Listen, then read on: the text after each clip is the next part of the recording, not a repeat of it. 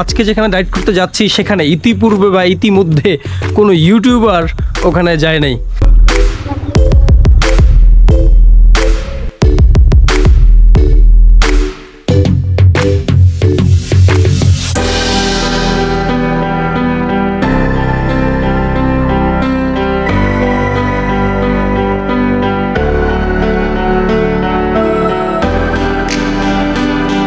আমি এখন আছি পটুয়াখালী জেলার কলাপাড়ার উপজেলায়। আর আজকে যেখানে রাইড করতে যাচ্ছি সেখানে ইতিপূর্বে বা ইতিমধ্যে কোনো ইউটিউবার ওখানে যায় নাই।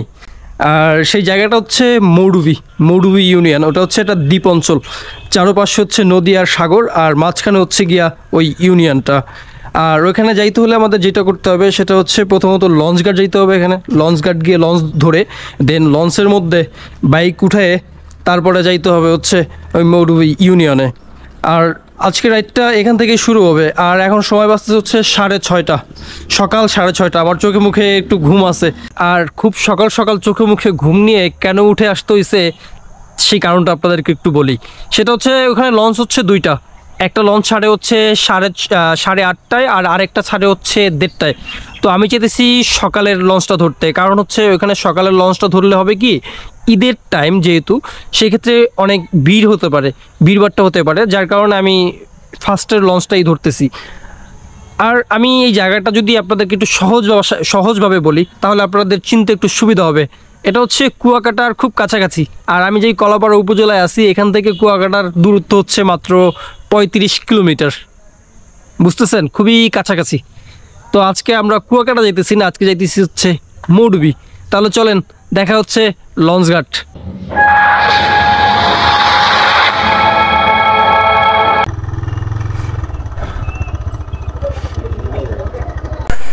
গাড়ি উঠাইতেছে।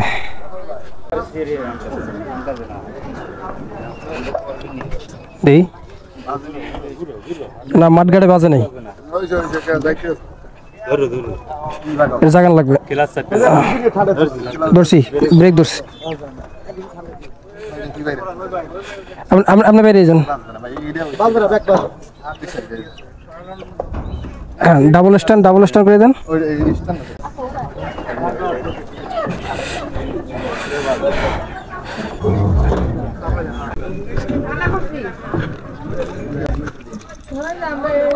সিট নাই।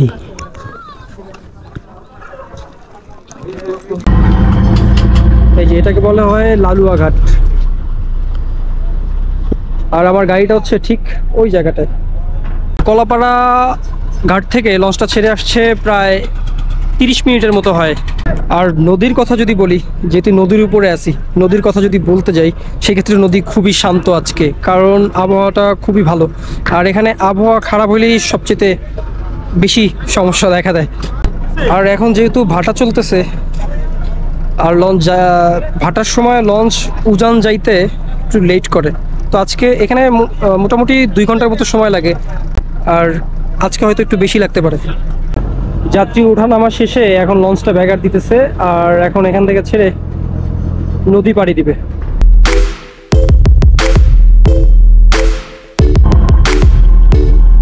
এই যে একটা দোতলা লঞ্চ যাইতেছে, এটা হচ্ছে ঢাকা থেকে ছেড়ে আসছে MV ইয়াত। আর সে এখন যাইতেছে হচ্ছে কলাপাড়ার উদ্দেশ্যে। এটার লাস্ট ঘাট হচ্ছে কলাপাড়া। আর আমরা এখন পায়রা যে পোর্টটা, নতুন যে পোর্টটা হয়েছে সেই পোর্টটা পার হইতেছি। আর এখানে বাতাস অনেক বেশি, নয়েজটা হয়তো অনেক বেশি আসবে।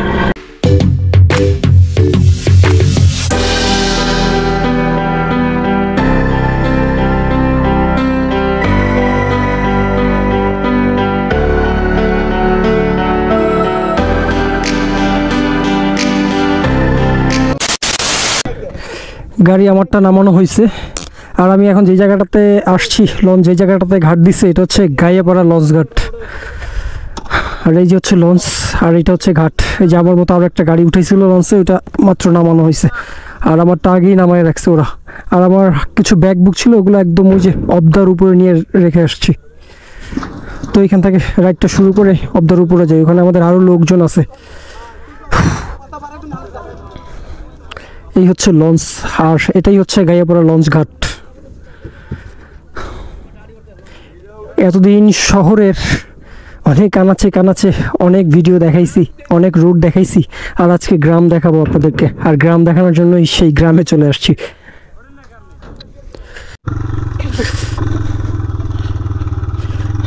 এখন এই বিলের মাঝখান দিয়ে অবদার উপরে উঠতে হবে, আর ওই যে সামনে হচ্ছে অবদা। আর গ্রামের রাস্তা যেহেতু কাঁচা রাস্তা, পাকা রাস্তা পাবো অনেকটা সামনে গিয়ে। উফ, এই জায়গাটা কি একটা অবস্থা।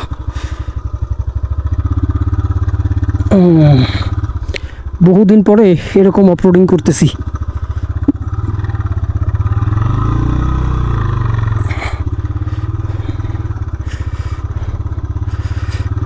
এখন এই যে অবদার উপরে উঠতে হবে। আচ্ছা ভালোভাবে বসেন, হ্যাঁ? এখন এই অবদার উপর উঠতে হবে, ধরে বসেন।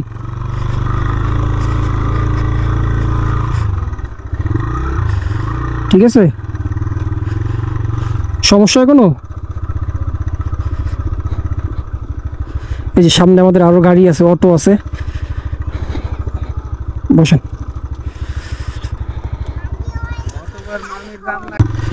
লঞ্চঘাট থেকে বেরোয় অবদায় উঠছি। অবদায় ওঠার পরে এক ভদ্রলোক উঠছে আমার গাড়িতে, মানে আমার পিছনে একজন ছিল আর সামনে হচ্ছে এক বাচ্চা বসাইছি পিছনে সামনে, যার কারণে ক্যামেরাটা আর ক্যারি করতে পারিনি। ক্যামেরাটা পিছনে যেই ভদ্রলোক বসছে তার হাতে দেওয়া লাগছে ক্যামেরাটা খুলে।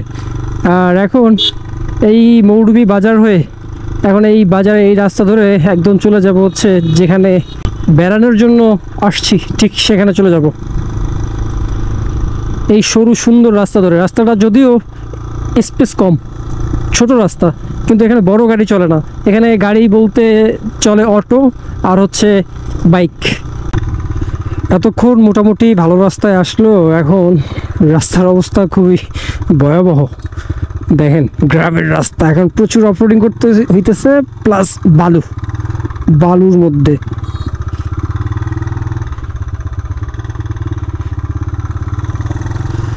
বালুর মধ্যে দিয়ে যাওয়া লাগতেছে, আর বালুর মধ্যে দিয়ে খুবই সাবধানে, স্লো স্পিডে, আর ব্রেক ধরা যাবে না। ব্রেক ধরলে চাকা স্লিপ কাটার সম্ভাবনা সব থেকে বেশি। বামে দিয়ে চলে যাব।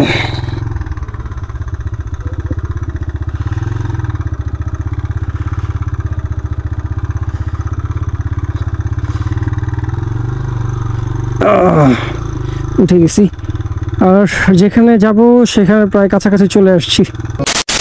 তো ঘটনা যেটা ঘটছে, আমি দুপুরের লাঞ্চ শেষ করে, খাওয়া দাওয়া শেষ করে আমি এখানে বসে রেস্ট করতেছিলাম, হঠাৎ এই দুই ভদ্রলোকের সাথে দেখা।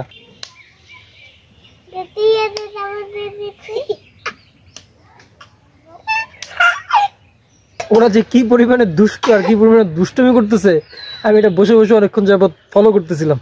তো ভাবলাম আপনাদেরকে একটু দেখাই।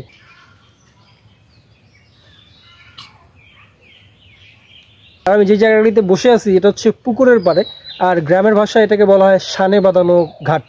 শহরের কোলাহল ছেড়ে গ্রামের এই পরিবেশটা আমার কাছে এত পরিমাণ ভালো লাগতেছে, ইচ্ছা হইতেছে না যে এখান থেকে আমি রিটার্ন ব্যাক করি ঢাকা শহরে।